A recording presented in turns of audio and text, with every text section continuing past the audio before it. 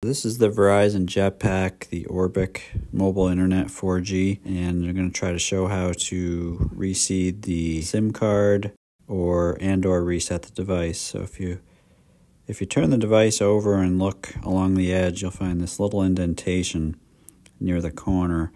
You can get your fingernail or a screwdriver in there or something to pry it open. You just got to pry it open softly and go around the edge, and that'll get the lid off. First thing you can see on the side is a hard reset button. So if you're having issues with the device, this might be the thing you need in terms of resetting it. Looks like you just hold it down to reset it. I haven't tried the reset, but I am going to show you how to get the SIM card out. And if you needed to replace it, switch carriers, or if it went defective. So this is the battery in the main compartment, and again, I'm just using my thumbnail to pry it open. And once the battery lifts out, you can see underneath it, right on the edge, it's labeled SIM, nano SIM card. And there's some arrows on there, but you can lock or unlock it. It's in the locked position at the moment.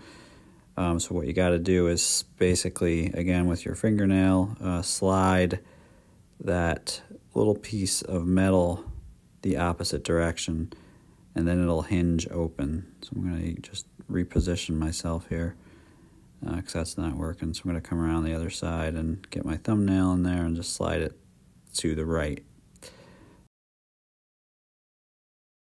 All right, now that that is slid there, you can see what it does is it unhinges, and then you can just, it's loose in there, you can just flip out the existing SIM card. So if you have a Verizon SIM card and it fizzled out and you need a new one, you can get a new one by mail and install it this way. Or if you're switching from Verizon to another carrier, you can always pop it out and insert the other carrier's nano SIM card here. So assuming you have the new one, or you just want to put the old one back in, you just slide it back in. You notice that one corner has a little bit of groove in it, like an angle. That's how you know you got it in the right way. And hinge that back down and then slide it forward so it goes into the lock position. The third thing you could do if you needed to is replace a battery with a new battery, and that would be the easiest thing because that was the first thing to come out. You just slide the new battery in upright where the prongs align, and make sure you got it in face out like that, where the prongs touch the terminal inside the unit, and then pop it in there.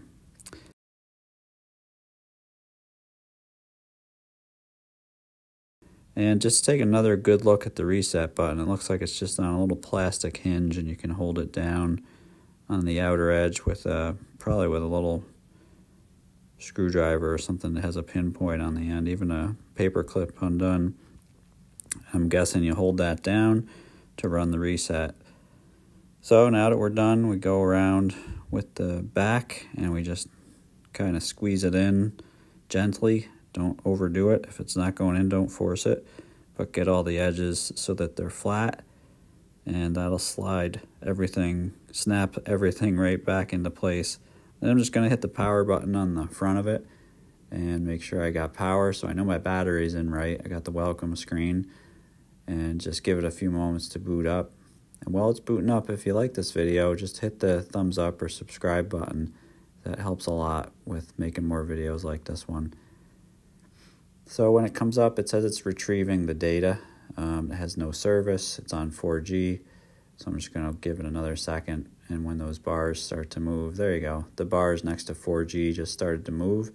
Now you know that you are going up and down in terms of your cellular connection strength. So you know that the SIM card is in there. And then from there, you can let it boot up a little more and try to connect to it. So I hope you liked this video, and thanks again for watching.